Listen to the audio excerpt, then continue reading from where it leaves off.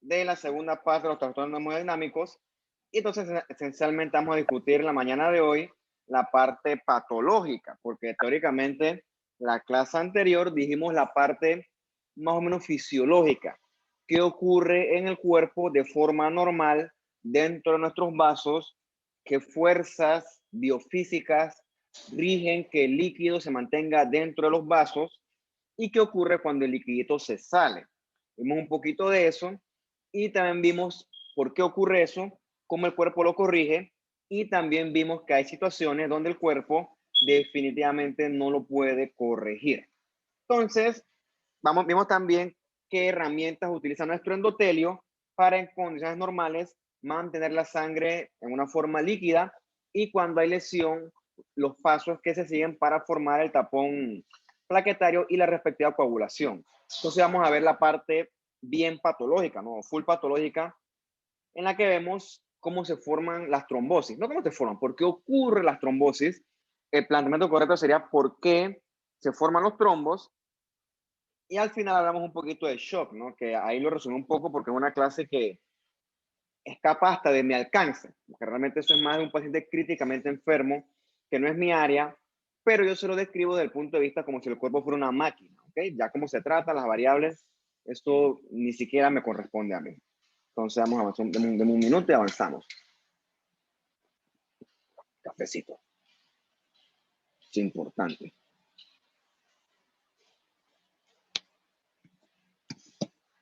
Entonces, en esta clase hablamos una cosa importante, bueno, muchas cosas importantes, ¿no?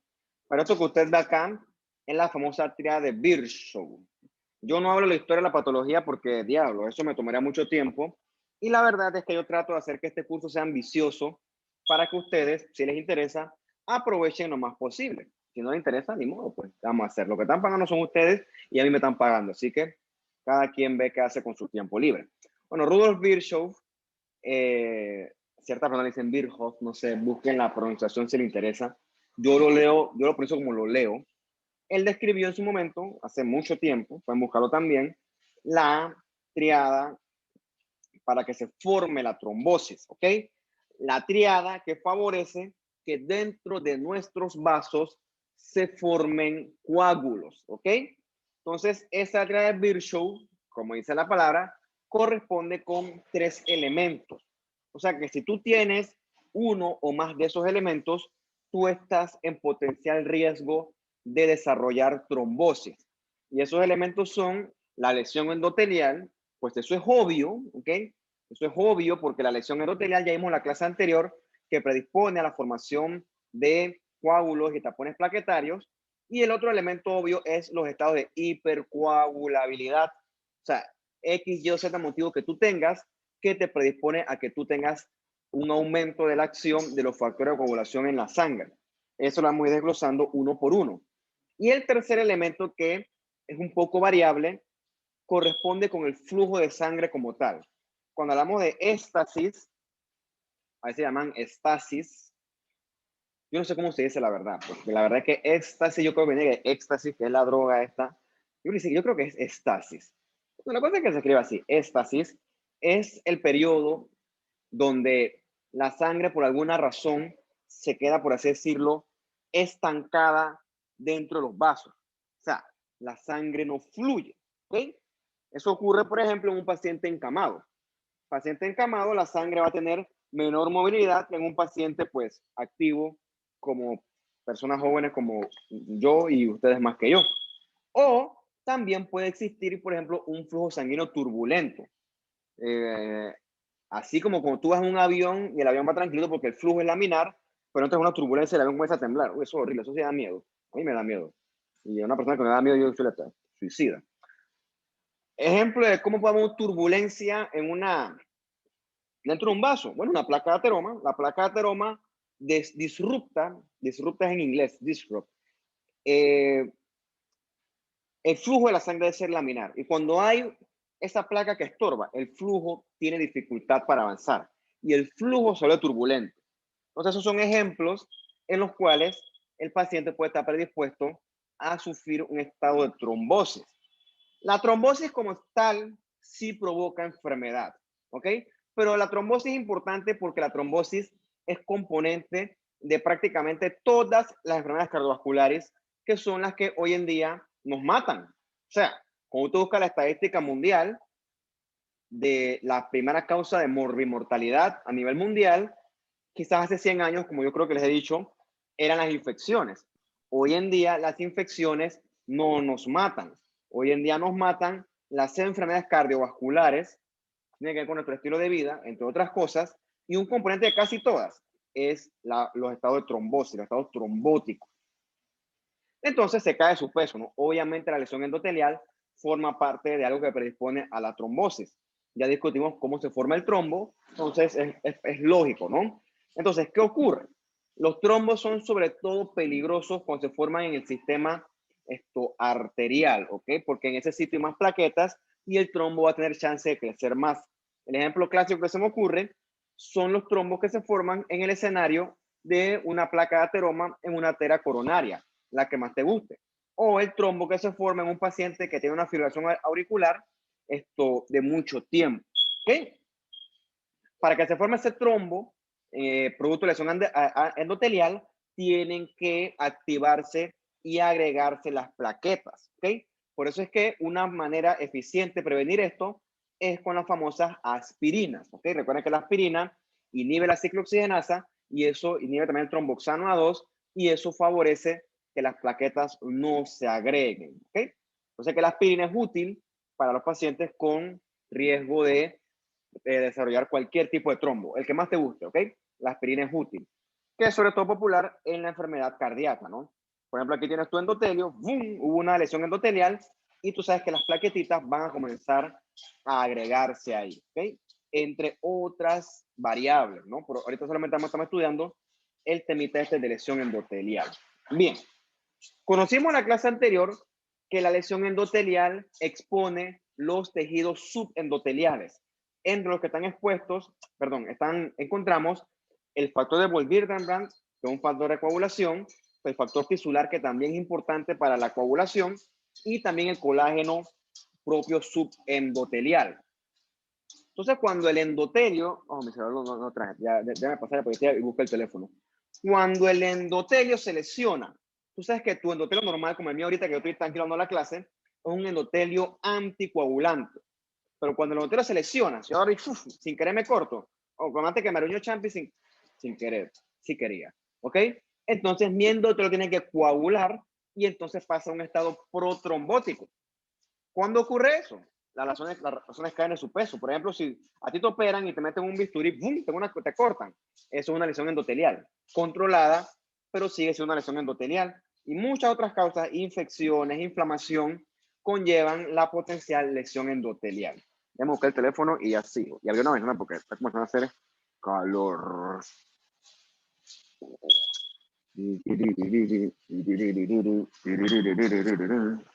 Está lloviendo.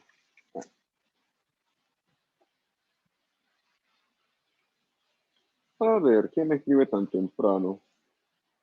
Linfoma versus TBC. Madre, palabra sucia. Una cosa del hospital. Déjeme decirle algo.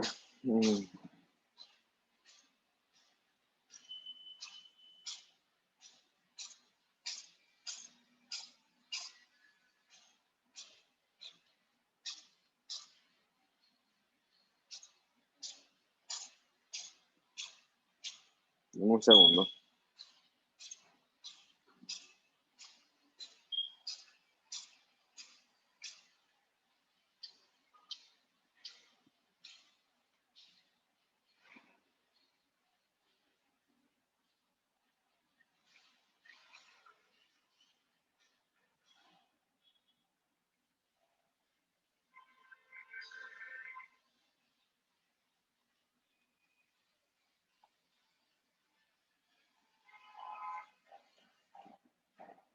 Listo. Me escribe una residente otorrino con un paciente con un ganglio cervical. Hicieron una biopsia. Entonces yo le pregunto, ¿y tú qué estás pensando? Dice, no, linfoma versus TBC. Yo le digo, ya me meten en problemas porque eso hay que hacerle tinciones. Y la biopsia es como si fuera un gusanito. Cada vez que eso lo cortan, perdemos tejido. ¿Ok? Entonces tengo que mandarle tinciones para linfoma, que son de inmuno, y tinciones para tuberculosis. Entonces todo el tejido me lo voy a ir comiendo en esa gracia. Entonces, yo les estoy diciendo, o sea, si tú quieres un estudio de un ganglio, hey, saca el ganglio. ¿Para qué tú quieres ese ganglio ahí? Ese ganglio no está haciendo nada. Y el paciente no se va a morir por ese ganglio que se lo quites. Entonces, toma esa biopsia y eso permite una evaluación muy limitada del tejido. Entonces, esa vaina molesta. Entonces, pero claro, no va a decir que, pero como tú eres patólogo, no, el paciente tú no sabes. Hey, estoy diciendo una cosa que después te mando un estudio subóptimo, no diagnóstico o diagnóstico a media, y yo soy el malo. O sea, ayudemos, ¿no? Bueno, eso yo lo resuelvo ahora en el hospital.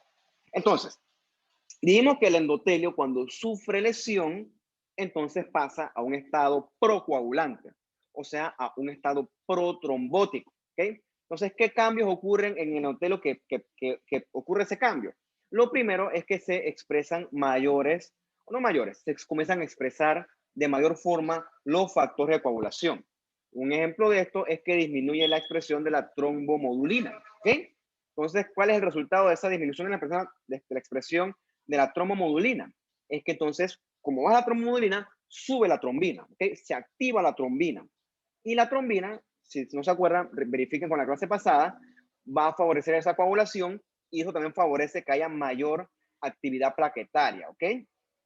Y también se disminuye la expresión de los factores anticoagulantes, o sea que es un perfil procoagulantes. Y también el endotelio tiene efectos antifibrinolíticos. Recuerda que fibrinolisis es la destrucción del coágulo.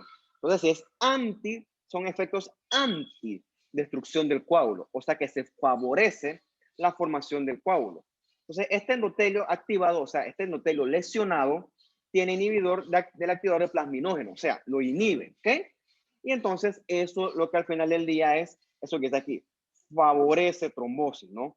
Gracias a estos elementos, un cambio a un perfil procoagulante, una mayor actividad de la trombina, una mayor actividad plaquetaria, esto, y una disminución de los factores fibrinolíticos. O sea, todo eso favorece a que la sangre coagule, o sea, dentro del vaso, o sea, que haya potencial trombosis. Después en esto un poquito más complicado, pero bueno, para tratar de hacerlo lo más directo posible, porque esto fácil no es. Bien. Con respecto a la éstasis o la estasis, como le quieran decir, y el flujo sanguíneo normal. Usted sabe que por su sangre, perdón, por sus vasos corre sangre. Hablando de la arteria, corre a una velocidad bien alta, ¿ok? Y se permite hipertenso todavía más. Entonces, por lo general, cuando hay lesión endotelial, esto va casado con turbulencia. ¿Por qué? Porque si yo me corto ahorita, ¡fum!, se me hace un coágulo. Entonces, ese coágulo está en el vaso y ese coágulo es como una obstrucción potencial del vaso. Entonces, eso va casado con su respectiva turbulencia. Entonces, esos son dos factores que favorecen la trombosis. Entonces, esa turbulencia puede ser leve o puede ser muy marcada, por ejemplo, y también puede casarse con estasis, ¿no? La estasis, como le dije, es un estado donde por fuerzas que discutiremos más adelante, la sangre no corre. Y la sangre que no corre o que corre más lento, literalmente se estanca. Y eso favorece la formación de trombos.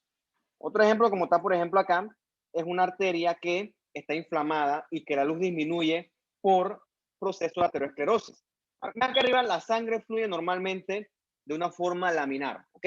Como cuando tú agarras una manguera, agarras la pluma, el agua fluye por la manguera perfectamente. Pero si tú la manguera la comienzas a codar, ¿ok? El agua va a fluir de una forma más irregular. Entonces, si se acoda toda, definitivamente no fluye. Un fenómeno similar ocurre en nuestros vasos. Cuando la pared se altera, es como se engruesa aquí, se inflama toda, el flujo ya no es todo laminar, el flujo es turbulento, ¿ok? Ese flujo turbulento predispone también a estados de trombosis. La otra condición, que es lo contrario, es que la arteria se dilate, ¿ok? Esta dilatación de la arteria, palabras más, palabras menos, se llama un aneurisma, ¿ok? Eso es más de medicina, pero es para que usted sepa que existe. Aneurisma. El problema es que en el aneurisma, la sangre no fluye de forma laminar. La sangre como que se estanca, se golpea contra las paredes y eso interfiere contra el flujo. Entonces, una arteria con un aneurisma, el flujo va a ser anormal, va a ser también turbulento y eso también va a predisponer a estados de trombosis. ¿Ok? Entonces, lo que sí vamos a hablar es de la estasis, ¿no? La estasis o éstasis, tengo que decir cómo lo voy a decir. Éstasis. Voy a tratar. ¿Ok? Solita como tal también tiene efecto deletero cuando el paciente está haciendo algún tipo de éstasis. Chuleta, no sé, no puedo, está difícil. Entonces, efectos propios de la éstasis y la turbulencia es que activan el endotelio, ¿ok? Molestan el endotelio y el endotelio pasa a su perfil procoagulante. Bastante similar a lo que vimos con el ejemplo de la lesión endotelial, ¿ok? Pero no necesariamente tiene que haber lesión endotelial. Puede que exista, pero puede que no. Entonces, lo que hace el endotelio es cambiar como su chip. Y entonces, en vez de ser un endotelio anticoagulante, pasa a ser un endotelio procoagulante. Y esto es producto de los cambios en el flujo sanguíneo, ya sea éstasis o turbulencia. Esa éstasis también evita que la sangre fluya normalmente. Por ejemplo, tienes aquí una vena con su sangre fluyendo normalmente contra gravedad. Entonces la vena puede sufrir alteraciones en su pared, producto de la edad, etcétera. Eso también lo discutiremos en su momento. Y ves que la sangre, los eritrocitos se comienzan a acumular. Entonces, en vez de fluir contracorriente en un solo sentido, la sangre comienza entonces a regresarse. Es un flujo turbulento con éstasis.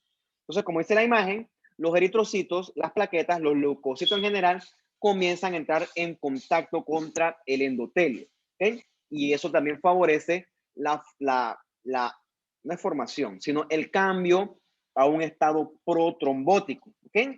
Y esa éstasis también hace que los factores de coagulación se queden estancados. ¿Ok?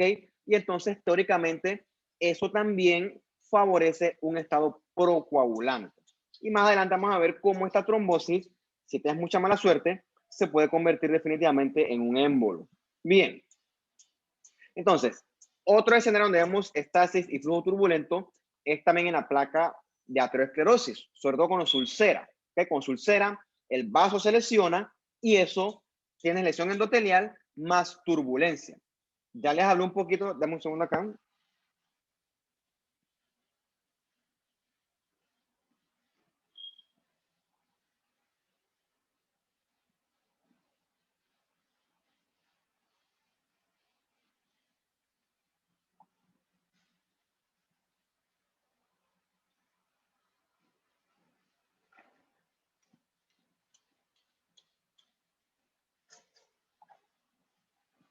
Entonces, ya de haber de los aneurismas que también pueden predisponer a esta turbulencia.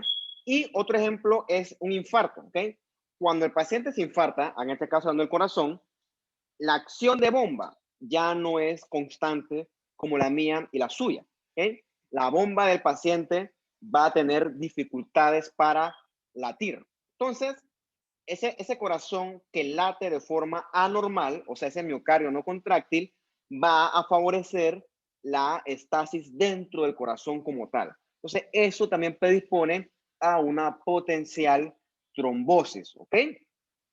El otro ejemplo que yo les hablaba era la fibrilación atrial. En la fibrilación, literalmente, la aurícula izquierda vibra y esa vibración hace que la sangre que está dentro de ella literalmente quede estancada, ¿ok? Hace éstasis y eso favorece la formación de eventuales trombos. Otro ejemplo de estasis, carajo, es la anemia falciforme. Ya conocimos el curso anterior que estos eritrocitos falciformes, por mutaciones en hemoglobina, cuando se desoxigenan, su morfología cambia, ¿ok? Es una morfología en forma de hoz, en forma de guineo, me recuerda a mí de un plátano. Entonces, son eritrocitos que tienen más dificultad para pasar a través de los capilares más chiquititos. Entonces llega un punto en que ¡plup!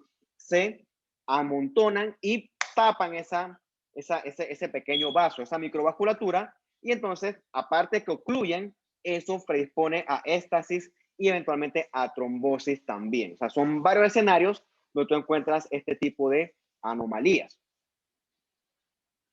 El otro estado que vamos a discutir son los estados de hipercoagulabilidad, que el paciente por alguna razón, que por ejemplo todo esto que está aquí, todas estas en esta tablita se resumen elementos que pueden predisponer a que el paciente esté hipercoagulable, ¿ok? Porque por alguna razón tienes defectos o anomalías en los factores de coagulación. Entonces, un paciente que está hipercoagulable, obviamente va a tener mayor riesgo de hacer trombosis tanto arterial como venosa.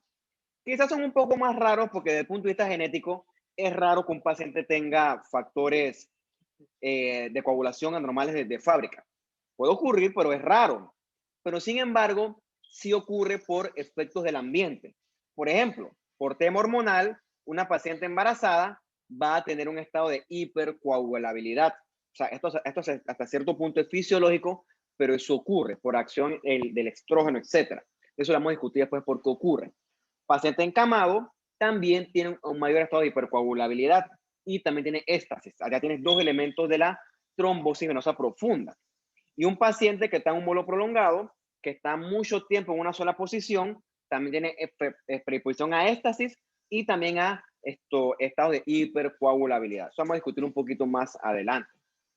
Bien, entonces, esta hipercoagulabilidad también puede ver con factores adquiridos, ¿no?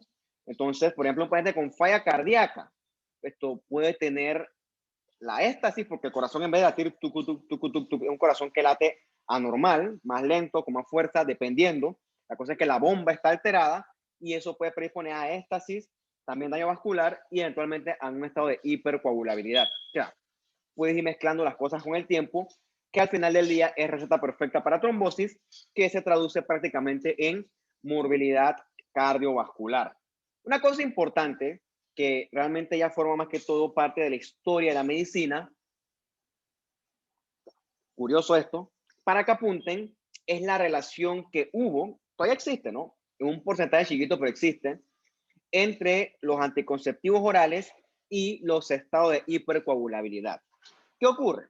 Los anticonceptivos son hormonas, en este caso hormonas exógenas, básicamente estrógenos, pero hay muchos tipos, yo no soy experto en eso, pero sobre todo los estrógenos, esos estrógenos, palabras más, palabras menos, interfieren con el ciclo ovular normal. Entonces, teóricamente la paciente no ovula y entonces es imposible sin ovulación que exista un embarazo, ¿no? Por eso son anticonceptivos. Esa es la parte buena. ¿Qué ocurre? Ese anticonceptivo oral hace que tu hígado genere mucho factor de coagulación, ¿ok? Entonces, eso hace que la paciente, pues obviamente esté en un estado hipercoagulable producto de los anticonceptivos orales por el exceso de estrógeno. Entonces, en un momento se relacionaba estos anticonceptivos orales con potenciales, por ejemplo, ECV, ¿no? Porque el ECV o el stroke está relacionado con hipercoagulabilidad. Repito, eso es parte de la historia de la medicina. ¿Okay? Hoy en día, los anticonceptivos modernos carecen de estos efectos adversos o no deseados. Entonces, eso es curioso, ¿no? Y en el embarazo ocurre un efecto similar. La paciente está en un estado proestrogénico o hiperestrogénico y eso favorece, entre muchas otras cosas, que el hígado sintetice más factores de coagulación de lo habitual y teóricamente puede predisponer a un estado de hipercoagulabilidad. Teóricamente lo digo porque el embarazo es un estado fisiológico casi que perfecto, ¿ok? Casi que perfecto, en el cual sí, tú me puedes decir, la paciente está hipercoagulable, pero créeme que la paciente fisiológicamente también tiene elementos que le ayudan a evitar que eso sea algo deleterio. Pero esto es muy teórico. También un paciente críticamente enfermo o terminalmente enfermo por un cáncer avanzado, el cáncer libera productos procoagulantes. Eso lo estudiaremos en su momento cuando demos la clase de la neoplasia. También con el envejecimiento viene el encamamiento, viene la éstasis, etcétera. Obviamente un paciente de 80 años que antes era futbolista, a los 80 años no puede jugar fútbol igual que antes, la actividad física disminuye, es más sedentario, y eso no es que sedentario, es porque es propio del envejecimiento. Eso también predispone a aumento de la agregación plaquetaria con un potencial estado de hipercoagulabilidad. Y cuando tú preguntes la enfermedad que tú quieras, el tabaquismo y la obesidad van a estar involucrados, ¿ok? Y la hipercoagulabilidad no es la excepción, ¿ok?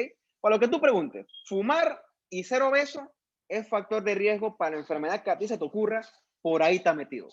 De lo más absurdo a lo más sublime, ahí está metido o tabaquismo, lo decía. Estas son que los factores de riesgo modernos fatales de nosotros. No fatales, no, de mucho riesgo. Otra cosa curiosa que encontramos también como algo que predispone a estados de hipercoagulabilidad es el infame síndrome de anticuerpos antifosfolípidos, ¿ok? Es una enfermedad autoinmune.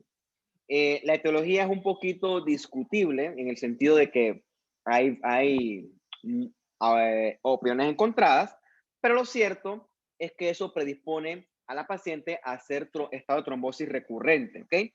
Y eso predispone a enfermedades como, por ejemplo, tromboembolismos. Fuera del estado protrombótico, una cosa característica del anticuerpo antifosfolípidos, del síndrome este, es que la paciente tiene muchos abortos seguidos. Una paciente que trata de quedar embarazada y siempre aborta. ¿Okay? La teoría de esto es que la paciente tiene estos anticuerpos, que son autoanticuerpos, que le pegan al desarrollo de la placenta, o sea, le pegan al trofoblasto. Entonces, cada vez que la paciente queda embarazada, sus propios autoanticuerpos antifosfolípidos atacan la placenta, o sea, la placenta en desarrollo, que es el trofoblasto, y obviamente sin trofoblasto no puede avanzar el embarazo. ¿Ok? Entonces, paciente que tiene aborto a repetición, uno de los diagnósticos a descartar es este síndrome de anticuerpo antifosfolípido, que predispone a muchas otras cosas, pero es una enfermedad curiosa, ¿no? Es una enfermedad autoinmune que predispone a estados de hipercoagulabilidad. Entonces, ¿por qué? Porque estos anticuerpos se pegan a los fosfolípidos de las células y por razones que son un poquito complicadas de explicar, eso lleva a estados de hipercoagulabilidad. Entonces, esta paciente, como una enfermedad autoinmune, hay que suprimir al sistema inmune, o sea, con inmunosupresión, y como está predispuesta a hacer trombosis, también hay que anticoagularla, ¿ok?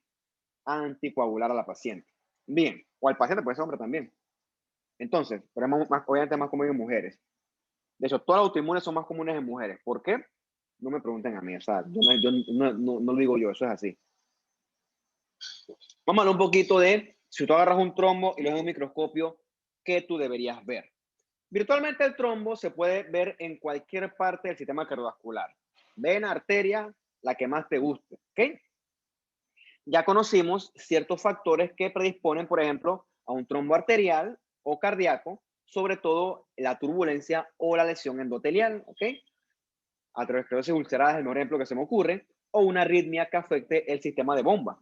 Incluido ahí también está la falla cardíaca potencialmente. Y vimos que el trombo venoso se relaciona más que todo con éxtasis, ¿no? Paciente que tiene dificultad para regresar la sangre al corazón desde las venas. Entonces, una cosa importante del trombo, sobre todo el arterial, y el venoso también aplica, ¿por qué no? Es que el trombo se pega, ¿ok? Y eventualmente se desprende y viaja al corazón. Eso es lo que forma lo que nosotros conocemos como un émbolo. Repito, un trombo se forma dentro de tu vaso, ¿ok? Eso es un trombo.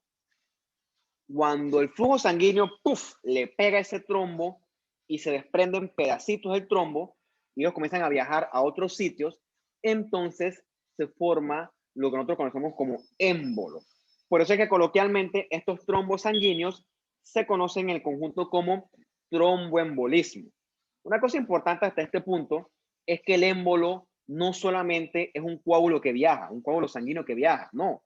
Émbolo puede ser cualquier cosa anormal que viaje en la sangre, gases, grasa, células tumorales. Eso lo vamos a discutir más adelante. Pero para que sepa que el trombo no solamente es un coágulo que viaja. Bien, cuando tú ves un trombo en un microscopio, tú vas a ver que el trombo tiene unas líneas rosadas, ¿ok? Aparte de ser pura sangre, puros eritrocitos, también tiene unas líneas rosadas. Entonces, esas líneas rosadas son fibrina y plaquetas, mientras que las líneas rojas son eritrocitos. Bueno, esa alternación entre líneas claras y oscuras, o rosadas y rojas, se llaman líneas de sangre, ¿ok? La línea de sangre te dice a ti que el trombo se formó en sangre que está fluyendo. ¿Por qué? Porque cuando yo formo un trombo, yo como soy un paciente que estoy vivo o un individuo que estoy vivo, mi sangre coagula, ¿ok? Entonces, si yo este vaso aquí, que tú lo ves acá abajo, con un vaso pulmonar, ves que está lleno de un trombo. Este trombo tiene fibrina, plaquetas y tiene eritrocitos. quiere decir que ese trombo se generó mientras que el paciente estaba vivo, ¿ok? Porque ese trombo también hizo fibrina. ¿Qué ocurre? Cuando a veces hay autopsias, de más está decirles que cuando el paciente muere, el corazón deja de latir. O sea que en el momento que yo me muero, me morí. Toda mi sangre virtualmente quedó estancada en mi cuerpo. Y por un tema de éstasis, como discutimos anteriormente, esa sangre coagulada va a concentrar eritrocitos, va a concentrar leucocitos, también plaquetas, y virtualmente yo voy a quedar todo trombosado. Pero ¿qué ocurre? Esos son trombos de una persona muerta. Esos trombos no saben qué tienen que hacer entonces fibrina, ¿ok? Son trombos que se forman, valga la redundancia, de forma mecánica. Por así decirlo, son trombos falsos, o sea, no son causa de muerte. Entonces, la forma de discernir que es un trombo propio de una persona que estaba viva es un trombo que hizo también un tapón definitivo con fibrina, ¿ok? Entonces, cuando tú ves este trombo, sí, esto es un trombo real, que fue un trombo real que en este punto es causa de muerte del paciente, una trombosis a nivel del sistema cardiopulmonar. Pero si es todo rojo, eso es un trombo propio de un paciente que murió, hizo éstasis por estancamiento de sangre y realmente no es causa de muerte, es un evento post-mortem. Resumen, determinar la existencia de líneas de SAN determinó o te indica a ti que el trombo se generó mientras que el paciente estaba vivo, ¿ok? De hecho, eso es causa de muerte. Tromboembolismo es una causa de muerte. Entonces, pueden formarse trombos dentro del corazón, en este caso dentro de las cavidades cardíacas, como el que está aquí. Es un trombo que se formó en la left atria, ¿ok? En la aurícula izquierda. Cuando se forman dentro del corazón, se llaman trombos murales. Entonces, los trombos murales se forman cuando el corazón no late adecuadamente, ¿ok? Cuando la contracción del corazón se ve comprometida. Arritmias, infartos, ¿ok? Otra causa es la iatrogénica. Por ejemplo, el paciente le forman un cateterismo, meten un catéter por medio de una vena subclavia que viaja hacia el corazón y ponte que, sin querer queriendo, eso pinchó el endocardio y eso sangró, ¿ok? Eso puede generar un trombo secundario a una lesión dentro del corazón y eso es iatrogénico. O sea, el que se metió a hacer ese cateterismo no quería hacer eso, pero esas cosas pasan, ¿ok? Es iatrogenia. Y la otra causa es obviamente una aterosclerosis que la placa se ulceró y eso genera un trombo que puede viajar a la aorta eventualmente. O sea, pero es una cosa dramática esto, por cierto. Entonces, el trombo arterial aplica mejor para el ejemplo de la placa de ateroma que se rompe. Cuando se rompe esa placa, eso expone endotelio, von Willebrand, etcétera, y eso forma un trombo, ¿no? Entonces, estos trombos arteriales crecen mucho, por eso que son oclusivos, o sea, que obstruyen y tienen muchas plaquetas. Por lo general, el trombo arterial se forma dentro o cercano al corazón. La contraparte es el trombo venoso, ¿ok? El trombo venoso, por lo general, se forma o se genera en las venas que están lejos del corazón. En este caso, venas más comúnmente profundas de las piernas. El trombo venoso, al tener un flujo más lento en comparación con su contraparte arterial, son trombos que acumulan más eritrocitos, ¿ok? Y entonces, con el tiempo se ven más rojos por la mayor cantidad de eritrocitos. Por eso se llaman trombos rojos o trombos de éstasis. Y como les dije, el sitio común para la formación de estos trombos rojos o de éstasis es, por lo general, en las miembros inferiores, en las venas profundas.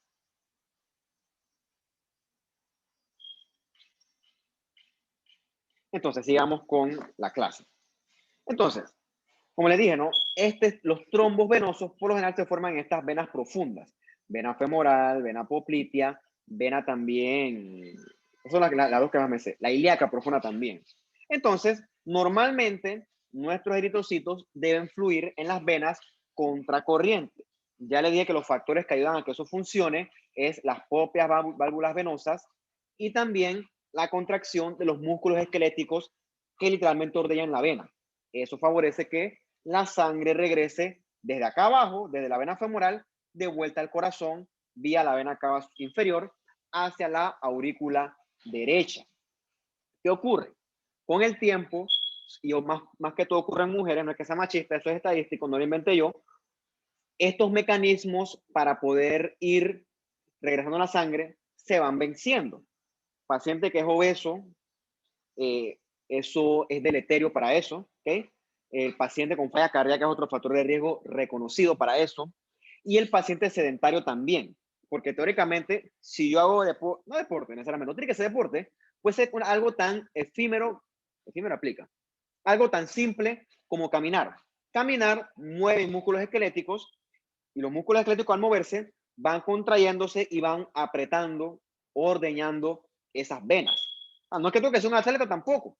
Entonces, teóricamente, una persona sedentaria que está todo el día sentada, su sangre, sus músculos no aprietan las venas y las venas se quedan estancadas, llenas de sangre. Claro, no ocurre en un principio, eso ocurre al final del día. ¿Okay? Si estos factores ocurren de forma aislada, pues teóricamente hay mecanismos que compensan. Pero por lo general, todo esto se junta. El paciente por lo general es obeso, es sedentario y con el tiempo desarrolla algún grado de falla cardíaca.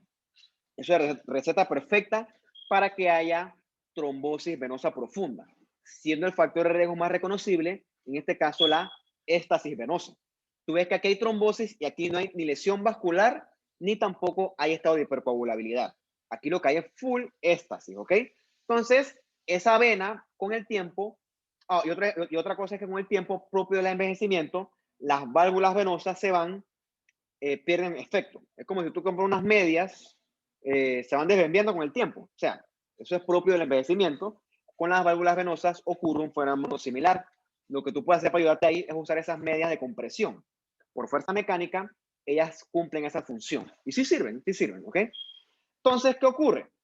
Si la sangre se queda estancada, eventualmente se va a comenzar a coagular, porque se estanca, ahí se acumulan factores de coagulación, se acumulan plaquetas, leucocitos, obviamente eritrocitos, etcétera, y este contacto va a hacer que la sangre comience a coagular, y eso va a comenzar el desarrollo de un trombo, ¿ok? Con el tiempo, ese trombo va a crecer. Entonces, cuando el trombo crece, viene otra variable aquí, que es el flujo turbulento, ¿ok? Entonces, eso también predispone a morbilidad. ¿Qué ocurre? Ese trombo en crecimiento también genera obstrucción de la respectiva vena. Entonces, la sangre que está tratando de regresar mayormente se queda estancada. Entonces, esa sangre estancada en la pierna va a tener un aumento de la presión hidrostática, ¿ok? Porque va a haber una mayor cantidad de sangre dentro de esa vena. Entonces, retomando la clase anterior, esos aumentos de la presión hidrostática hacen que la sangre, el líquido, ¡buf!, se salga hacia el intersticio o el espacio extravascular. Por eso es que el paciente que está con un trombo venoso profundo, se le hincha una pierna, no las dos. Una pierna es la pierna afectada. Bueno, diablo, si la pierna la otra afectada, serán las dos. Entonces, esta es una forma de diferenciar una potencial trombosis de, por ejemplo, una falla cardíaca. Si es una falla cardíaca aislada, las dos piernas se hinchan. Pero si es un trombo, solamente una se hincha. Con el tiempo, el trombo crece tanto que entonces él bota un fragmentito de trombo, ¿ok? Y ese fragmentito de trombo comienza a viajar. Y cuando comienza a viajar, entonces ya conocemos nosotros o tenemos aquí un tromboembolismo, ¿ok? Producto de la formación de un trombo en una vena profunda. Entonces, antes de entrar en el tromboembolismo como tal, vamos a ver qué ocurre con el trombo. Porque es cierto que el trombo realmente puede quedarse ahí y nunca embolizar. Eso es cierto. Bien, si el trombo se comenzó a formar, pueden pasar cuatro cosas. La primera es que crezca, ¿ok? Que el trombo crezca porque se le pegan más plaquetas y más fibrina. Eso es lo malo, ¿ok? El otro ejemplo es que se crezca y entonces embolice. Eso también es malo, pero puede que eso no ocurra. Puede que el trombo, por mecanismos propios fibrinolíticos de nosotros, se comience a disolver. Eso es bueno, ¿ok? Eso ocurre sobre todo en trombos de formación reciente. Lamentablemente, en trombos que son ya de más edad, o sea, un trombos teóricamente más viejos, la fibrinolisis ya no es tan eficiente, ¿ok? Por eso es que cuando hay trombosis, la fibrinolisis tiene que ser rápida. O sea, tiempo es importante. Pero bueno, el trombo puede disolverse. Eso es bueno, ¿ok? Y la otra cosa que puede hacer el trombo, que es que ocurre que el trombo es de mucho tiempo, un trombo antiguo, ocurre esto. El trombo está todo tapado y en esa obstrucción del trombo se generan unos espacitos, unos canales. Se llama recanalización. Y a través de esa recanalización, de esos canalitos, corre sangre. Eso permite el paso de sangre y teóricamente como que es como si tú hicieras un muro y le haces un hueco, ¿ok? Y tú pasas por ahí, como en el corredor, que he visto que la gente tú le pones muro y la gente te hace un hueco en el corredor para meterse dentro del corredor. No sé. Bueno, en tu trombo puede pasar eso, ¿no? O tú es un trombo recanalizado, es que eso, el paciente vivió con eso quién sabe cuánto tiempo. Entonces, eso puede pasar con el trombo, ¿no? Hay dos eventos malos y dos eventos potencialmente buenos. Bien, déjenme, no, estoy bien aquí. El trombo como tal es preocupante porque el trombo puede desprenderse y viajar a un vaso más chiquito, ¿ok? Y en este vaso más chiquito, él puede obstruir. Y cuando obstruye, es que realmente provoca daño. Claro, no es lo mismo un trombo de una vena ilíaca que un trombo que se formó en la arteria coronaria. ¿Okay? Entonces, el trombo, dependiendo de dónde sea, las manifestaciones también pueden variar. ¿Okay? Entonces, como les dije, ¿no? El trombo venoso, con el tiempo, puede generar congestión, con edema, porque está obstruyendo. Recuerden que eso favorece el aumento de la presión hidrostática de la región anatómica afectada. Realmente eso fuera de ser incómodo, quizás doler un poco. El riesgo real del trombo venoso es que ¡puf! Suelte un émbolo que cuando veremos más adelante se aloja en la arteria pulmonar. En ese sentido, el trombo arterial es un poquito más preocupante cuando sobre todo se encuentra en la arteria coronaria, ¿okay? Porque ese trombo crece y ¡puf! Suelta un embolito que se tapa en una rama chiquita de la arteria y entonces ahí provoca el infarto, ¿ok? En el infarto en el corazón. Pero ese trombo también puede llegar a una arteria del cerebro y ¡puf! Ahí tapar y generar isquemia en el cerebro, ¿no? Un famoso stroke, ¿ok? Entonces el problema es que como aquí en la arteria, en la trombosis arterial, la sangre corre a mucha más velocidad, ¿ok? Por eso es que los trombos arteriales son, por así decirlo, permiten menos tiempo de acción, ¿ok? Son más rápidos. La evolución es muy rápida, ¿ok? Por tema de la velocidad con la que la sangre corre en la arteria. Quizás, no necesariamente porque hay muchos factores de riesgo involucrados, el trombo venoso permite un poco más de tiempo. A veces sí, a veces no. Sigamos, ¿no? Ahora se llama hablar de un protagonista aquí que es la trombosis venosa. Bien, la trombosis venosa se puede generar en venas superficiales, quizás esa es menos preocupante, y la que sí me preocupa más a mí, y también a ustedes, debería preocuparles, es la trombosis de la vena profunda. Déjenme servirme algo de tomar y ya ven, ¿no? Un té que hice ahí en la mañana. Ya suficiente café. Tomar tanto café también es malo.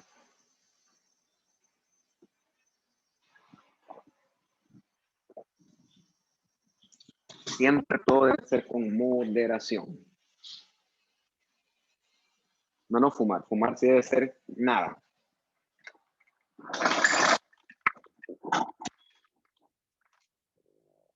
Moderación.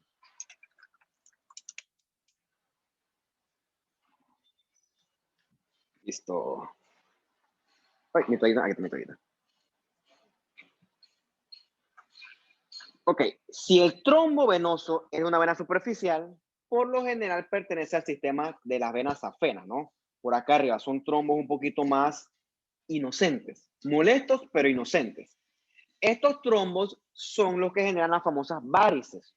Una varice es una dilatación de la pared venosa. Yo creo que en la clase anterior, en el curso anterior, hablamos de las varices hemorroidales, varices esofágicas. Es lo mismo. ¿Qué ocurre? Tienes tu arteria, ¿ok? Vamos a suponer que esta es mi arteria, esto es una pluma. Entonces, si hay una obstrucción, la sangre que se acumula ocupa espacio. Entonces, con el tiempo, si la obstrucción no se corrige, la vena se va, ¡plup!, se va a soplar, ¿ok? Esa dilatación de la pared venosa es la que se llama varices, ¿ok? Varices venosas. Y eso ocurre cuando la sangre se está acumulando. O sea, por ejemplo, si usted conoce a alguien que tiene que tener varices, eso ocurre porque la sangre está teniendo dificultad para regresar de vuelta al corazón y se está estancando. Ya estudiamos los posibles factores de riesgo. ¿Por qué no me preocupan tanto? Porque estos, a pesar de ser molestos, estos trombos superficiales no suelen embolizar.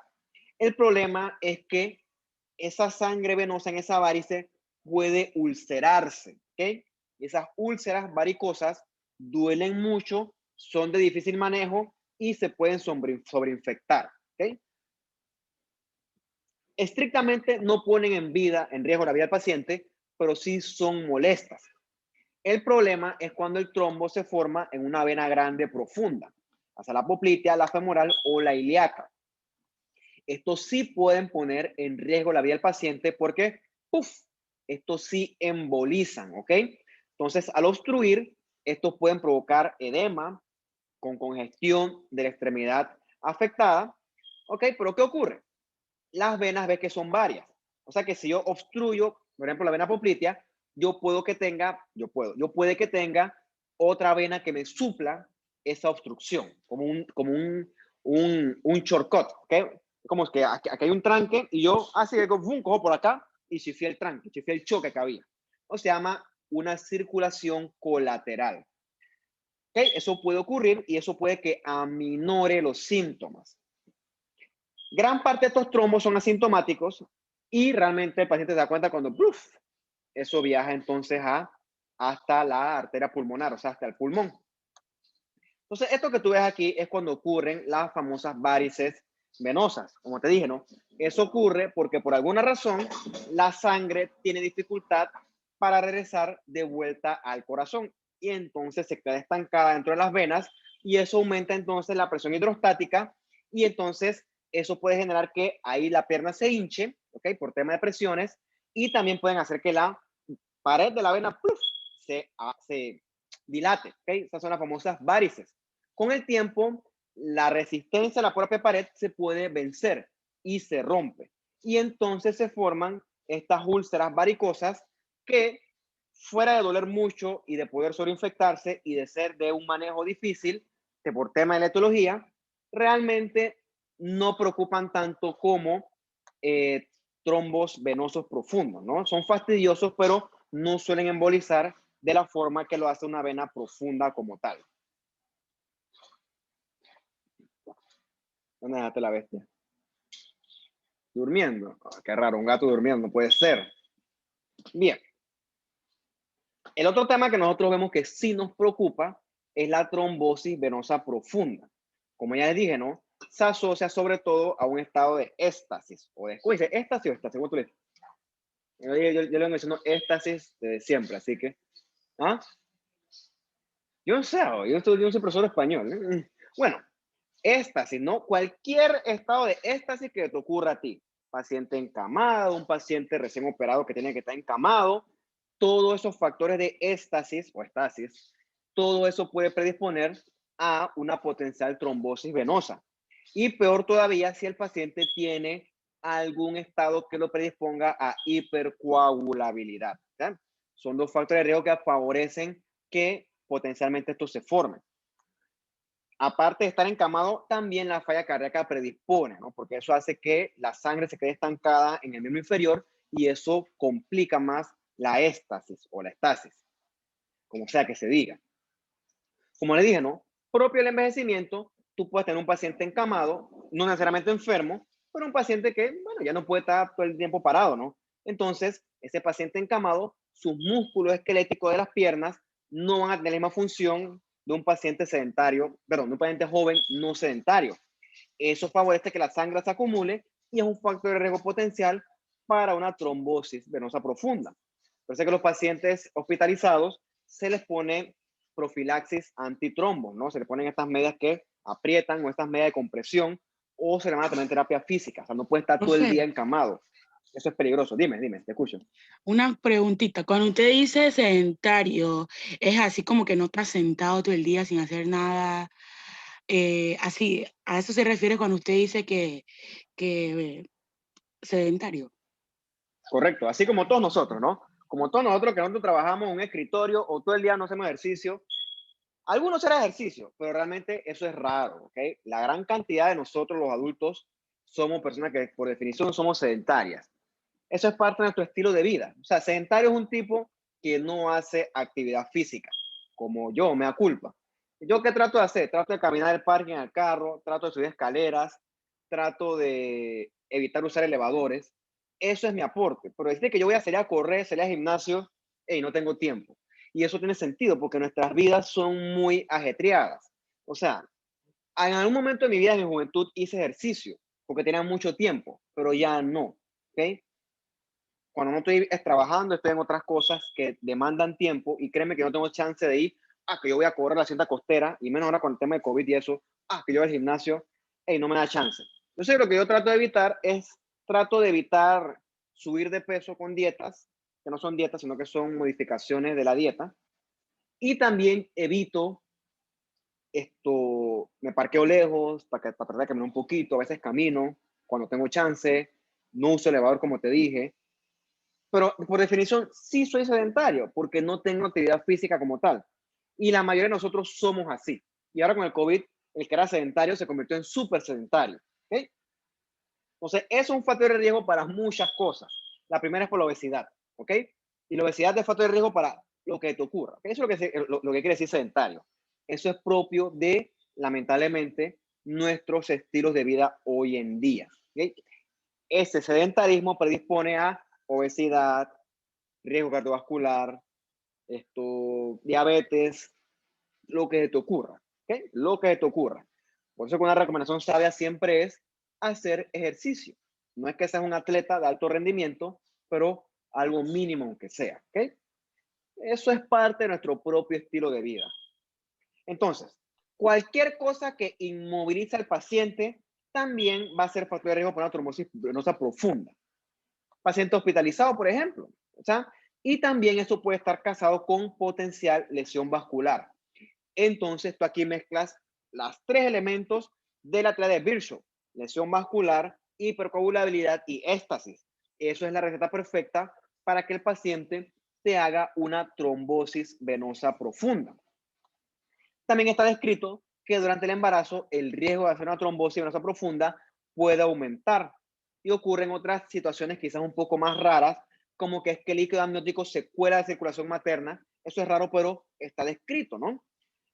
Lo que sí es más lógico es que en el embarazo el útero aumenta muchísimo de tamaño. Cualquiera de las pacientes, no son pacientes, de las personas que estén aquí, conocerán una paciente embarazada o habrán estado embarazadas. Tú sabes que el útero, crece mucho. Por temas de mecánica, el útero que crece mucho bloquea o empuja, mejor dicho, todas las estructuras de esa región abdominal. Esas estructuras incluyen estructuras vasculares. Entonces, ese útero en crecimiento, por así decirlo, empuja las arterias y las aprieta. Entonces, eso genera aumento de la presión hidrostática en los miembros inferiores. Esa es una de las razones por la cual a la paciente embarazada se le hinchan las piernas, ¿ok? Por tema de fuerza mecánica que el útero en crecimiento ejerce contra las venas estas, sobre todo las ilíacas, ¿ok? Y también dijimos que por un tema del hiperestrogenismo y el aumento del factor de coagulación a nivel hepático. Claro, son factores de riesgo, no es que el paciente embarazada te va a hacer una trombosis. Eso está descrito como factores de riesgo. Y también un cáncer avanzado también es procoagulante. O sea, todos esos son factores que hacen que al paciente se le pueda formar un coágulo dentro de una vena profunda de la pierna. Y todas giran en torno a la famosa triada de Virchow que ya yo les presenté al principio de la clase. Bien, con respecto a la contraparte arterial, los trombos arteriales, el principal factor de riesgo, el más reconocido, es la aterosclerosis. En su momento vamos a hablar de la aterosclerosis, pero yo se los voy a resumir hoy como es un estado en el que el vaso sanguíneo está inflamado, ¿ok? Esta inflamación del vaso sanguíneo puede lesionar el endotelio y también altera el flujo sanguíneo, o sea, puede provocar turbulencia. O sea, cuando por tema de bomba el corazón no puede latir adecuadamente, eso puede generar trombos dentro del corazón. Por ejemplo, aquí una fibrilación auricular, el corazón late tan rápido que parece que temblara, y entonces cuando el corazón vuelve clúcuto, agarra, late, manda ese trombo, que se convierte en un émbolo, puede viajar aquí por la aorta, acá arriba por la carótida y hasta acá arriba hasta una arteria cerebral. Y ahí ese trombito, que realmente es un émbolo, un evento tromboembólico arterial, puede obstruir una arteria y toda esta parte del cerebro que era irrigada por esa arteria se queda sin aporte sanguíneo y eso sufre daño por isquemia, ¿ok? Esa es una causa descrita de derrames /SBs /strokes, ¿ok? Ese es el riesgo de los trombos, sobre todo los cardíacos. Bien, hay otro evento cuando la coagulación se altera, que es sobre todo el paciente críticamente enfermo, que es la coagulación intravascular diseminada. ¿Ok? Como dice la palabra, el paciente comienza a coagular de forma generalizada dentro de sus propios vasos. O sea, además está decirle que eso es del paciente críticamente enfermo y que eso es grave, eso es mortal. ¿Ok? Entonces se ve, por ejemplo, en un cáncer avanzado o complicación obstétrica, ¿no? Por ejemplo, en una hemorragia obstétrica muy profusa, muy difícil de controlar. ¿Qué ocurre? No contento con que el paciente está hiperprocoagulable, los factores de coagulación se agotan, se gastan, se consumen. Y entonces el paciente está hipercoagulable y al mismo tiempo sangra. O sea, por eso digo que esto es el paciente críticamente enfermo. Está muy grave enfermo. Probablemente está cerquita de morirse. O sea, esto también ocurre, ¿okay? Para que usted lo conozca. Bien. Hasta el momento hemos hablado del trombo como tal, ¿no? El trombo como tal me preocupa, ¿ok? Pero lo que más me preocupa del trombo es que, ¡puf!, viaje, ¿ok? Viaje y entonces cuando él viaja, obstruye y quizás obstruye un órgano vital, cerebro, corazón o arteria pulmonar, ¿ok? Entonces, eso es lo que causa muerte. Realmente el paciente no se muere de aterosclerosis, ¿ok? El paciente se muere porque la placa avanzó, embolizó y entonces esto causó isquemia en el corazón. La aterosclerosis es el factor de riesgo, pero el peligro real viene cuando eso se rompe y entonces eso hace un evento trombótico. El paciente no se muere del trombo en la vena poplitea, ¿ok? Le molesta mucho, pero no se muere de eso. El paciente se muere porque, ¡buf!, eso viaja hasta el corazón y ahí obstruye la vena pulmonar, la arteria pulmonar, perdón. Eso es lo que lo mata. Por eso es que a mí me preocupa más el embolismo como tal. Ya le dije, por lo general y de causa más común, el émbolo es fragmentitos de un coágulo que se formó producto de una trombosis. Pero, siendo estricto con la definición, el émbolo puede ser cualquier material que no pertenece a la sangre. Puede ser coagulitos, puede ser líquido, puede ser gas, ¿ok? Y eso viaja por la sangre hasta un lugar donde se aloja, ¿ok? Entonces, todo eso genera el espectro que nosotros llamamos tromboembolismo. Pero mira, el émbolo puede ser todo esto, ¿no? Tumorcito, puede ser fragmento de grasa, puede ser un coágulo, puede ser hasta líquido amniótico, puede ser gas. Todo eso puede ser un émbolo. ¿Qué ocurre con el émbolo? El émbolo viaja y llega a un punto donde viaja tanto que llega a un punto donde se atasca. Y donde se atasca, obstruye, y donde se obstruye genera daño por isquemia, ¿no? Por ejemplo, esto que está aquí es un pulmón, ¿okay? Esto que está aquí es la arteria pulmonar, está abierta, y ves que tiene un coágulo dentro de ella, ¿no? Este coágulo surgió producto de una trombosis venosa profunda. O sea, esto que está aquí es un tromboembolismo pulmonar. Eso es causa de muerte, ¿ok? Este es el que nos interesa, el tromboembolismo pulmonar. Ya vimos cómo potencialmente se puede originar un trombo dentro de una vena profunda, ¿ok? Entonces, ¿qué ocurre? Si el trombo no se aborda a tiempo, que eso ocurre porque recuerden que decía ya 50% son asintomáticos y lo descubres cuando el paciente hace el embolismo como tal, entonces es peligroso por eso, ¿ok? Porque el trombo puede que crezca tanto que, ¡puf!, entonces se desprende y libera un embolito. Entonces tiene que hacer anatomía para esto. Ese émbolo viaja, llega a la vena cava inferior, y en la vena cava inferior llega entonces a el corazón derecho. Entonces, en ese corazón derecho pasa de la aurícula derecha, pasa aquí por la válvula tricuspidia al ventrículo derecho, y entonces pasa aquí a la arteria pulmonar. Entonces, en esa arteria pulmonar, dependiendo del tamaño de ese émbolo, él puede obstruir ramas chiquititas, y en ese lugar de obstrucción, ese pulmón se quedó sin aporte sanguíneo. O sea que esa parte del pulmón sufre daño por isquemia. La ventaja del pulmón es que el pulmón es un órgano extremadamente vascularizado. O sea que si yo obstruyo esta parte de aquí, puede que tenga una colateral que me supla ese daño. ¿Okay? En ese sentido, el pulmón es más noble, por ejemplo, que el cerebro o el corazón. El problema real es cuando el émbolo es grande y entonces se aloja aquí, en la misma arteria pulmonar. Y entonces se quedan los dos pulmones sin aporte sanguíneo. O sea, ahí sí no hay colateral que mande. Pues cuando el émbolo se aloja aquí, paciente está, estoy hablando aquí, de repente, ¡puf!, me muero. Eso es causa de muerte súbita. El émbolo viajó y ¡pap!, se alojó aquí en la arteria pulmonar, se muere automáticamente. Eso es causa de muerte súbita. Un tromboembolismo pulmonar que se originó en una trombosis venosa profunda. Entonces, si es un embolito, tiene solución. Pero si es un embolote, está jodido, ¿no? Por suerte, hay maneras de ir detectando esto y también hay formas de prevenirlo, ¿ok? Entonces, si es un embolito chiquitito, como este que está aquí, tú ni te das cuenta, el paciente, pues, porque probablemente hubo una colateral que salvó este tejido. Pero el problema es cuando el émbolo obstruye esto aquí y entonces hace esto, ¿no? Muerte súbita, ¿ok? También los émbolos pueden alterar la dinámica cardíaca y eso puede generar cierto grado de falla cardíaca. Y eso también puede ocurrir. Bien, eso con respecto al tromboembolismo venoso, ¿no?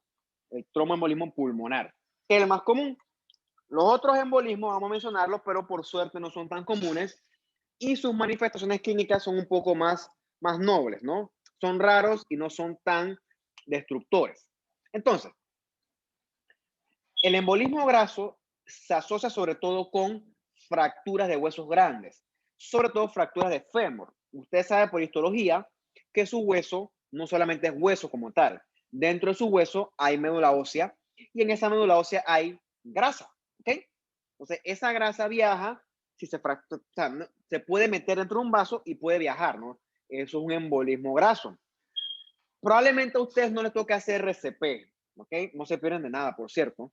Pero hay veces que al paciente tú le haces RCP, si es muy flaquito, cuando tú le haces la compresión, voy a poner aquí bajito, tú haces ¡puf! Y tú escuchas que suena crack. Bueno, eso quiere decir que tú le acabas de fracturar una costilla al paciente, ¿ok?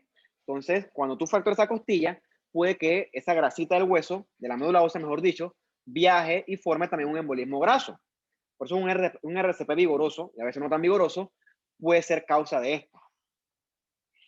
Es relativamente común para el paciente que ha hecho una lesión esquelética muy grave, pero realmente, fuera de lo descrito, tienen poca relevancia, ¿no? Tiene que ser un émbolo muy graso, muy grande, para que genere consecuencias graves. Realmente esto no nos preocupa tanto como el embolismo pulmonar como tal. Lo que sí es cierto es que él puede obstruir vasitos chiquitos, por ejemplo cerebrales, y entonces ahí favorece agregación plaquetaria, ¿no? Y entonces, como hay lesión de los vasos, eso hace su respectiva agregación plaquetaria con inflamación y ahí sí puede preocupar. Por ejemplo, tienes aquí un vasito, tienes grasa y esa grasa llama inflamación, ¿no? Y agregación plaquetaria. Entonces tienes un trombo, que hace embolización, es un tromboembolismo graso, que no solamente es grasa, tiene inflamación y también tiene fibrina, ¿no? Tiene fibrina y agregado de plaquetas. Es como una masita pero que contiene grasa. O sea, la grasa atrae esa inflamación y atrae esta agregación plaquetaria, parecido al de acá, ¿no? Esos son embolismos grasos que son raros, pero para que sepan que existen. Déjame, ¿quién me está chateando?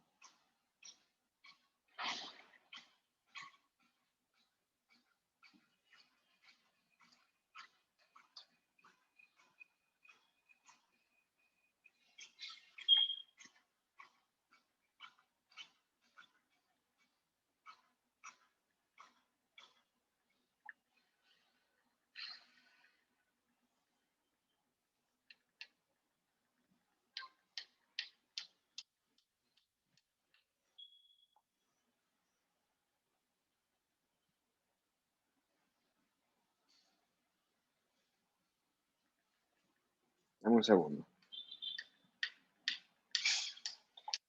El otro ejemplo que es más raro, pero está descrito, y eso lo pongo porque es curioso de los casos reportados, es este embolismo líquido amniótico, rarísimo, pero pues una complicación del parto o el puerperio, que es el periodo después del parto. ¿Ok? Es súper raro, ¿no? Súper raro. ¿Y qué ocurre aquí?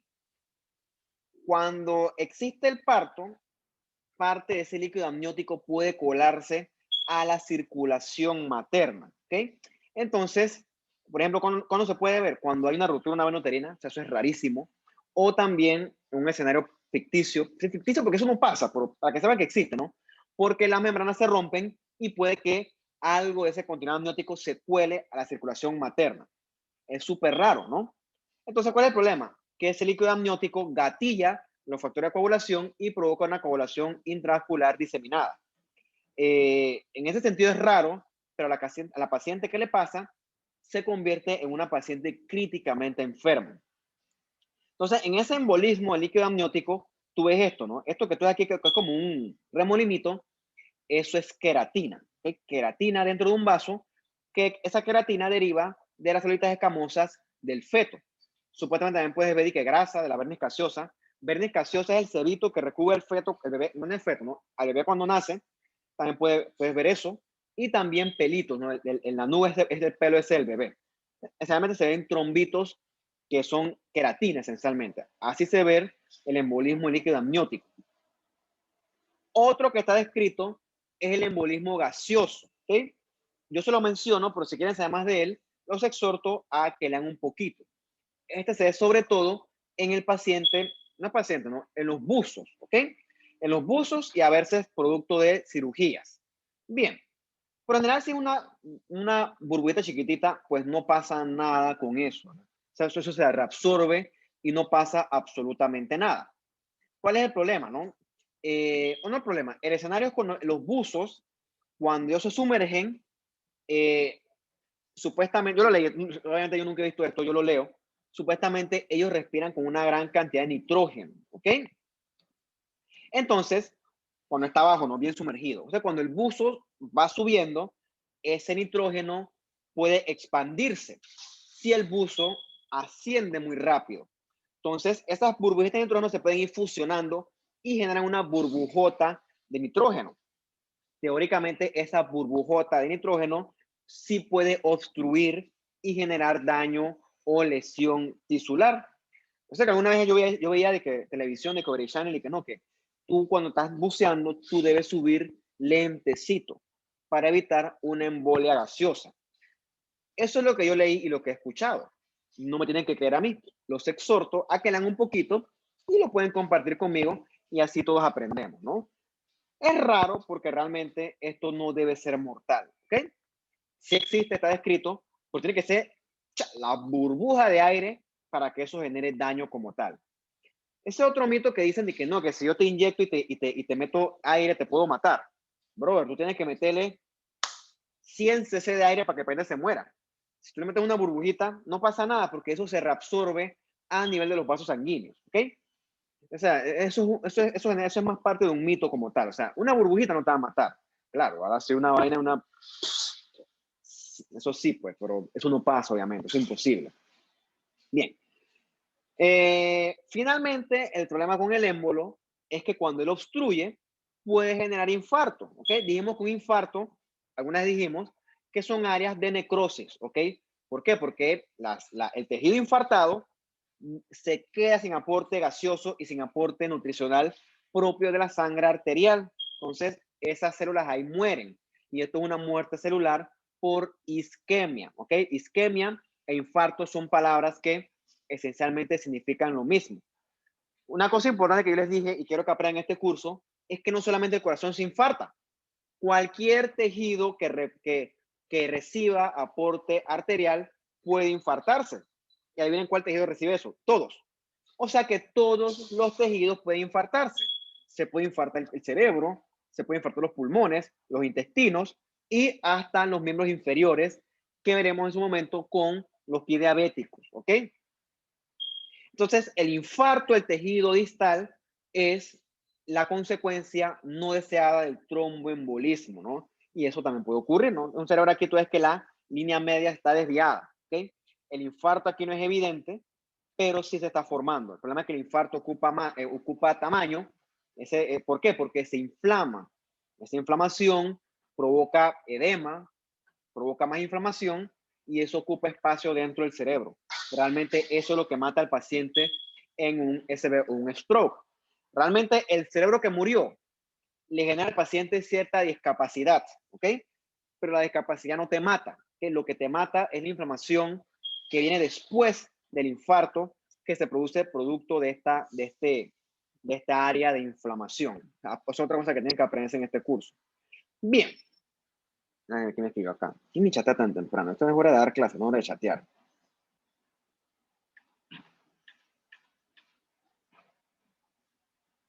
Bien. Nosotros también vemos los infartos a nivel macroscópico y a nivel microscópico, ¿ok? Y basado en eso, su color puede variar, en base a la cantidad de sangre que tiene el infarto.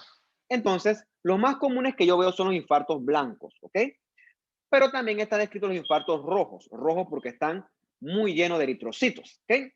Ese infarto rojo por lo general se da por tema de obstrucción venosa y por lo general ocurre en los pulmones. Como les dije, ¿no? Es lento y ocurre porque en la zona infartada aún llega sangre, porque por lo general ahí existe cierto grado de circulación colateral. Entonces la zona se infarta, pero sigue llegando sangre y entonces si el infarto sobrepasa el aporte sanguíneo, que suele ocurrir, entonces va a ser un infarto lleno de sangre. Entonces los infartos rojos son más comunes del pulmón. El infarto blanco, o sea, que no tiene sangre, ocurre cuando no hay colateral, ¿ok? O sea, que eso se obstruyó en one way, o sea, no hay forma que llegue sangre de otro lado. Entonces ocurre en los órganos que se le llama con circulación terminal, o sea que no hay colaterales. Ejemplo, corazón y también el cerebro, ¿ok? Riñón también. Entonces, el infarto blanco, que es como el que está acá, es bien delimitado, ¿ok? Es el clásico infarto por necrosis coagulativa. Recordemos que el ejemplo, la excepción, mejor dicho, es el cerebro, donde curiosamente es un infarto, pero en vez de ser coagulativa, él se hace una necrosis tipo licuefactiva. Eso es único del cerebro. Oh, menos 30% en restaurante, ¿qué me dice? Con tarjetas, miércoles de junio, o sea, hoy. O sea, que hoy puedo ir a un restaurante. Cool. Bien. Los infartos, cuando ocurren, ¿qué te digo yo? Si yo me infarto ahorita, Dios no quiera, créeme que yo tengo que correr al hospital, porque entre más tiempo yo pase sin ir al hospital, la obstrucción sigue. Y quiere decir que potencialmente mayor cantidad de tejido puede seguir infartándose, ¿ok? Entonces, el infarto, si no se corrige la obstrucción, el infarto se va a extender, se va a propagar. Si mi tejido lesionado es mucho, eventualmente yo me voy a morir, ¿ok? Entonces, por suerte, hoy en día la medicina avanzó lo suficiente para que la persona con un infarto quede con secuelas, pero no se muera. Antes eso no existía. Ahora hay terapia con fibrinolisis, hay cateterismos, bypass, muchas cosas que corrigen esa potencial obstrucción. Entonces, la consecuencia del infarto se basa esencialmente en tres variables. Por ejemplo, depende de la existencia o no de circulación colateral. Si hay circulación colateral, cool, no me preocupa tanto. El infarto, su consecuencia no es tan grave. Pero si ocurre en un cerebro que es circulación terminal, sí es grave el asunto. En el corazón, también depende de la velocidad de la oclusión. Por ejemplo, si es un trombo chiquitito, cool, pero si es un trombo grande, el asunto es mucho más delicado. Y también depende de la vulnerabilidad del tejido a tolerar esta hipoxisquemia. Por ejemplo, la neurona muere muy rápido, ¿ok? 3 a 4 minutos. La fibra muscular cardíaca también muere rápido, media hora. Pero hay tejidos que son más tolerantes a el daño por isquemia, ¿ok? Entonces, por eso es que cuando hay infarto al cerebro o al corazón nos preocupa, porque eso pasa el tiempo y el tejido va muriendo, ¿ok? Va muriendo. Por ejemplo, este es un corte transversal del corazón. Tú ves que estas áreas cremas, ¿ok? Son infartos. Entonces, en esos infartos se genera una cicatrización que reemplaza el daño al tejido. ¿Qué ocurre? Ves que hay muchas zonas de infartos. Teóricamente, tú por el color, tú puedes decir si son agudos o subagudos. Eso lo veremos después, pero te lo adelanto. Al principio, en el infarto, se genera una zona de tejido de granulación. Con el tiempo, ese tejido de granulación se reemplaza por una cicatriz fibrosa como está acá. La cicatriz fibrosa se ve toda blanquita, ¿ok? ¿Qué ocurre? Con el tiempo, obviamente, la cicatriz fibrosa no tiene la distensión ni la fuerza propia de el músculo cardíaco como tal. Entonces, cuando eso late, puff, llega un punto donde esto se puede romper, ¿ok? Es más débil que el músculo cardíaco y si se perfora eso, el paciente definitivamente sí se va a morir. De hecho, la perforación cardíaca secundaria, a un infarto anterior, eso es causa de muerte descrita, muerte súbita, por cierto. Bien, vamos a dar la última parte de la clase un poquito más rápida porque ahora resumí del shock. Estamos hablando aquí unos 3 minutos y yo regreso.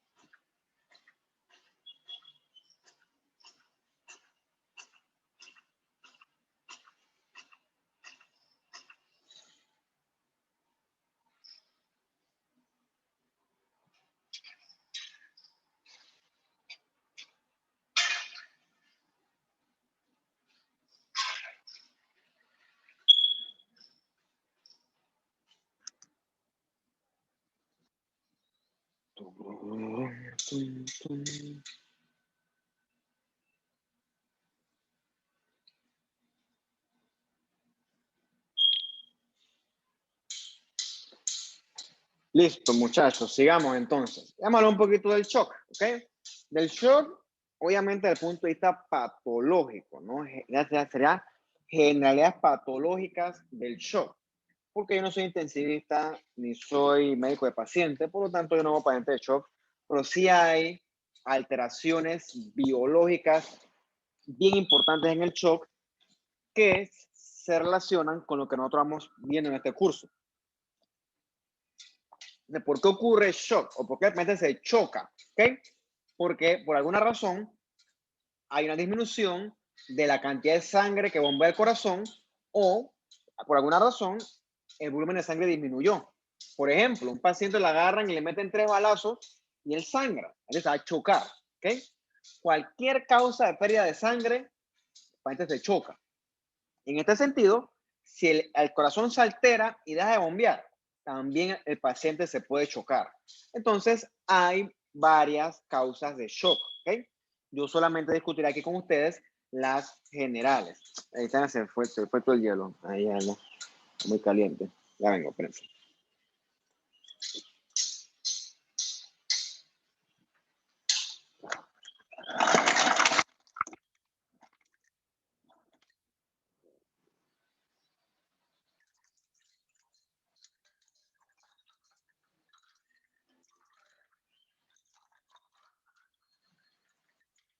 Mejor,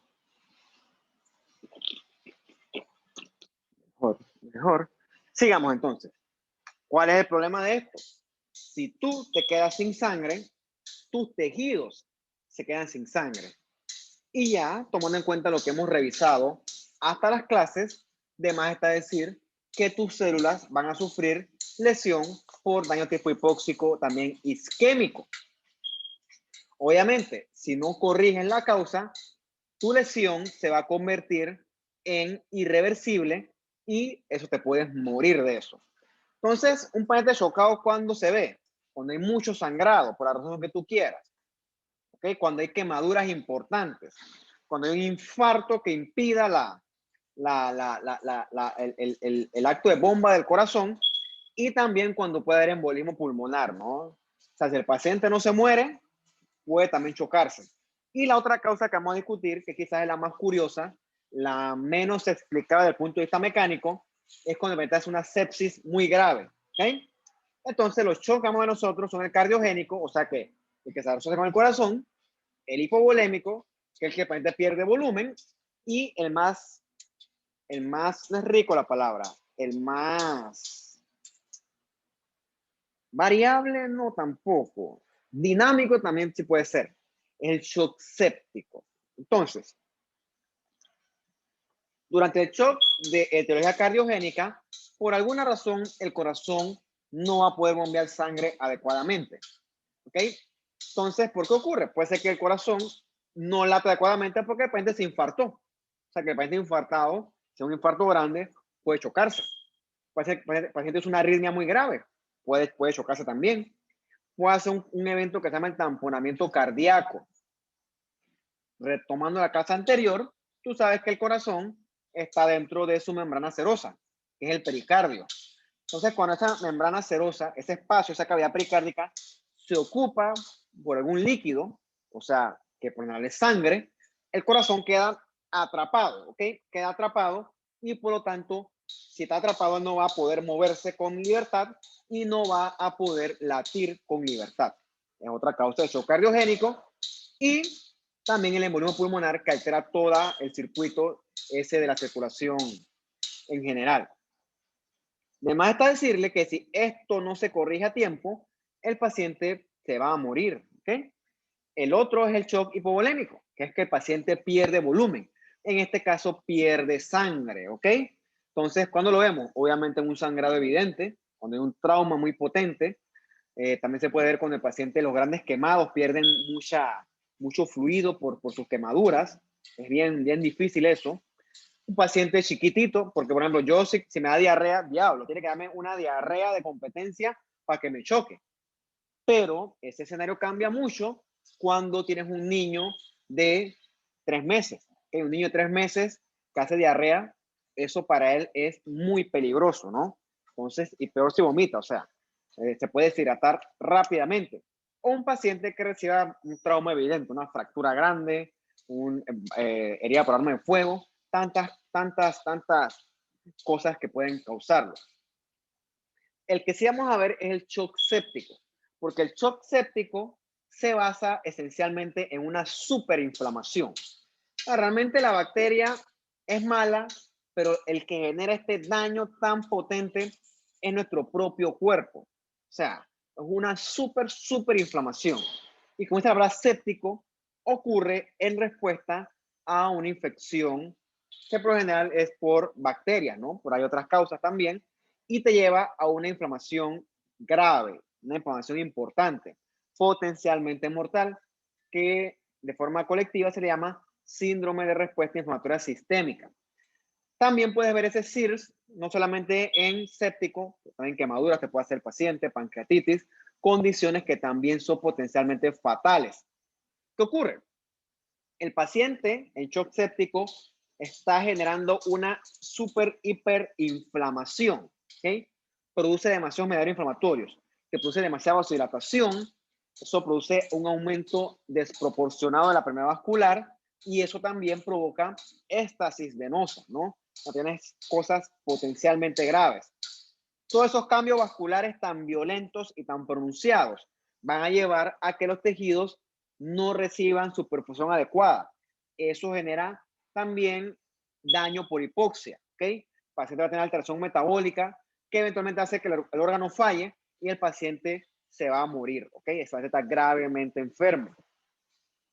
Entonces, el microbio solito llega y llega lo que y ocurre lo que nosotros discutimos durante la clase de la inflamación. Activan fagocitos, viene la inflamación aguda, vienen las proteínas, ¿ok? Entonces, durante el shock séptico todo esto ocurre, pero ocurre de una forma desproporcionada, ¿ok? Luego de que ocurre la inflamación, también el primer evento, también se secretan citoquinas proinflamatorias. Usted la conoce, ¿no? El TNF, la interleucina 1 y la interferón gamma. También aumentan los reactantes de fase aguda o los marcadores inflamatorios como la proteína C reactiva o la procalcitonina. Durante el shock séptico también se fabrican mediadores proinflamatorios, prostaglandina, especie reactiva de oxígeno, entre también los factores de plaquetas. Entonces, todo eso aumenta más la migración y diapéresis de leucocitos.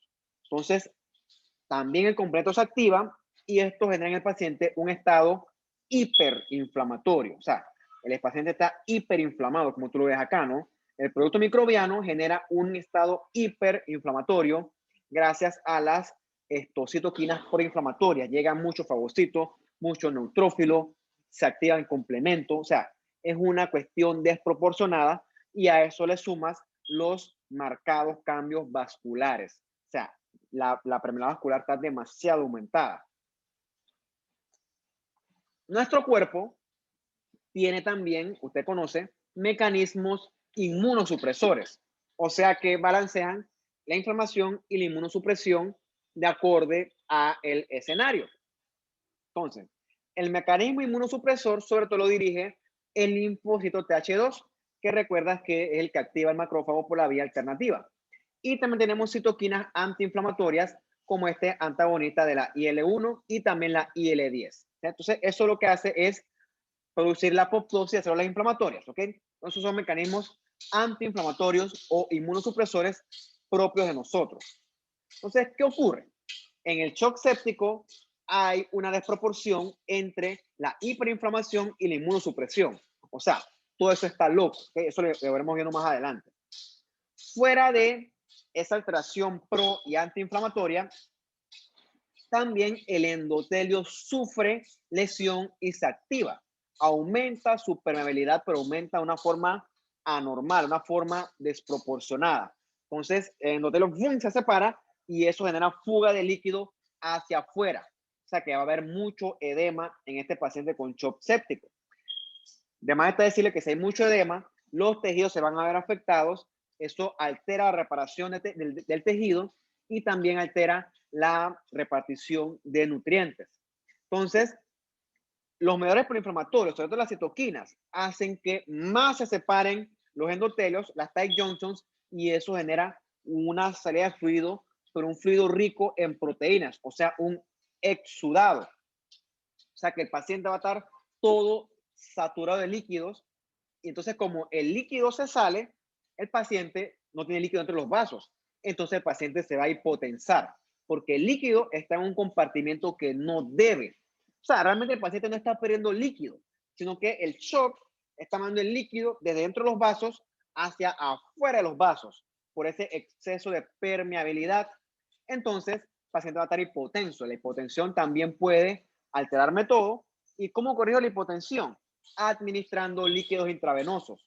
Eso puede alterar, agravar, mejor dicho, la situación, ¿no? Entonces el paciente también, su endotelio genera exceso de óxido nítrico, que eso también va a favorecer ese aumento de hipotensión. Entonces tienes aquí mil y un factores que pareciera que quieran matar al paciente rápido. Entonces, también el paciente queda en un estado procoagulante, ¿no? O sea, porque el endotelio se va a lesionar y puede ser tan marcado que el paciente tenga una coagulación intravascular diseminada. Entonces, un paciente séptico es un paciente que va a estar en un perfil de procoagulación.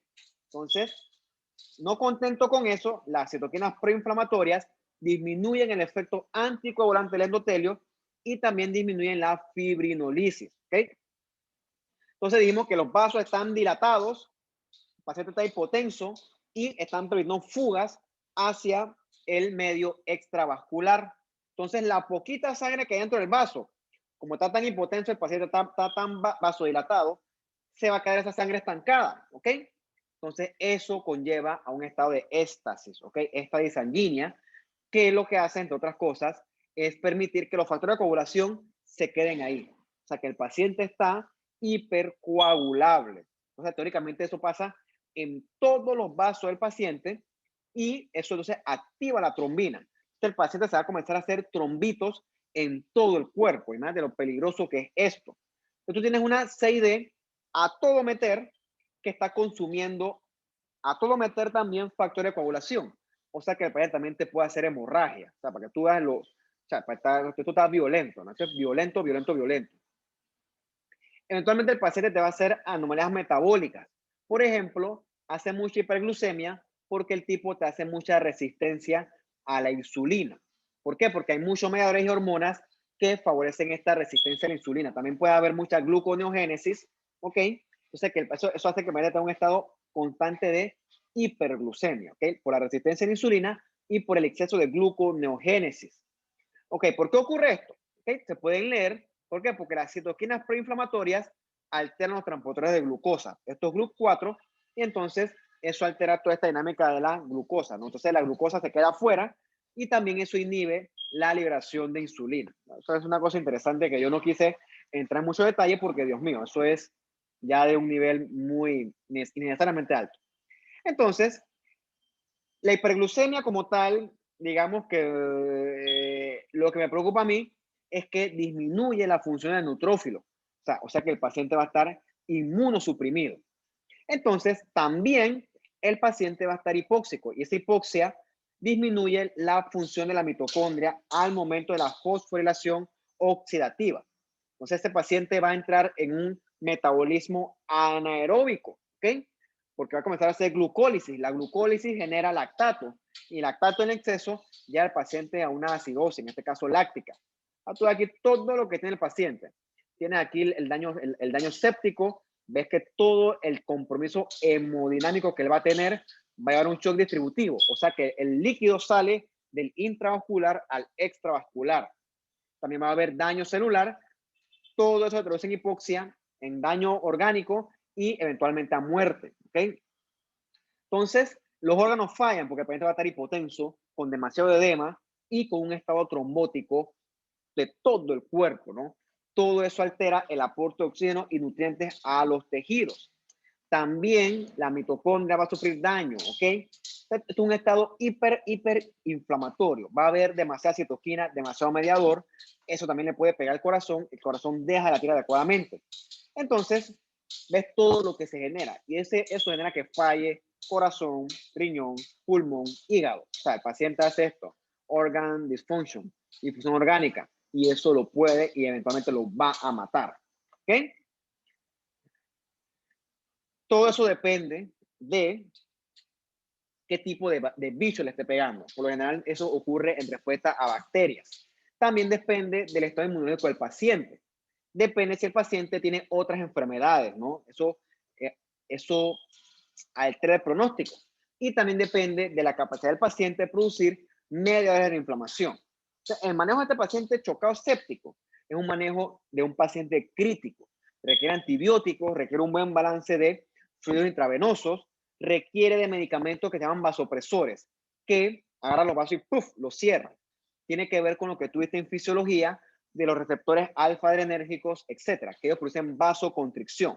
O sea, hay que luchar contra lo que el cuerpo está tratando de hacer. Hay que luchar contra ese edema, hay que luchar contra esa vasodilatación, hay que luchar contra ese estado proinflamatorio, hay que luchar contra esa hipercoagulación y hay que luchar con lo que está causándolo, o sea, contra la bacteria, con antibióticos también. ¿Okay? O sea, todo esto es lo que hay que hacer teóricamente con el paciente críticamente enfermo, ¿no? Ves como el cuerpo, todo lo que puede ocurrir. Yo creo que no, todavía falta uno, ¿ok? No, ahora sí. Listo, muchachos. Preguntas, dudas, comentarios, curiosidades.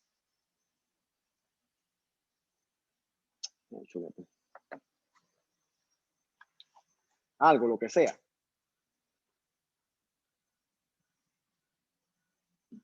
No, profesor.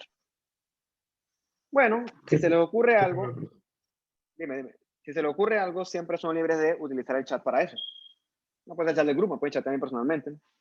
Siempre conoce después a las 9 de la noche, no tengo problema. Lo otro, tenemos quiz el viernes, ¿no? El quiz va a ser de la inflamación. Déjame rezar los temas. Es que tengo que mostrando dos cursos al mismo tiempo, me enredo. Eso me tiene un poquito fastidiado. Déjame ver aquí, programa de patología. Aquí está. ¿No lo habría? Sí. Caray. A ver. Compartir pantalla. El quiz es de los temas que ya están dados, que yo no los molesto, pero yo asumo que ustedes están estudiando. Entonces, el quiz pasado llegó hasta aquí, hasta mecanismo de lesión celular y adaptación. Entonces, el quiz que nosotros vamos a ver el viernes va a ser de la inflamación, va a ser de la reparación de tejidos y de los trastornos hemodinámicos, que son la parte 1 y la parte 2. ¿Okay? Hasta ahí va el quiz. Tomen en mente esto, ¿no? Vamos a tener parcial esta semana, ¿ok? El 8 de julio, la semana 8. Chuleta, déjenme ver porque yo tengo parcial con el otro grupo. Ay, qué fastidio. El parcial déjenme revisar. Probablemente hay que moverlo porque me chocan los dos parciales y no mucho trabajo. Pero bueno, sí va a haber quiz de inflamación, parte 1, parte 2, reparación de los tejidos y trastornos hemodinámicos, parte 1 y parte 2. O sea, tienen bastante para estudiar de aquí al viernes. Entonces, listo, muchachos. Pues lo dejo que tengo que ir para el hospital y ya saben, ¿no? Tienen dudas, preguntas, comentarios, son libres de hacer al grupo. Entonces, chao, cuídense y que estén ustedes muy bien. Hasta luego. Hasta luego, profe. Gracias. Hasta luego. Chao, chao, chao.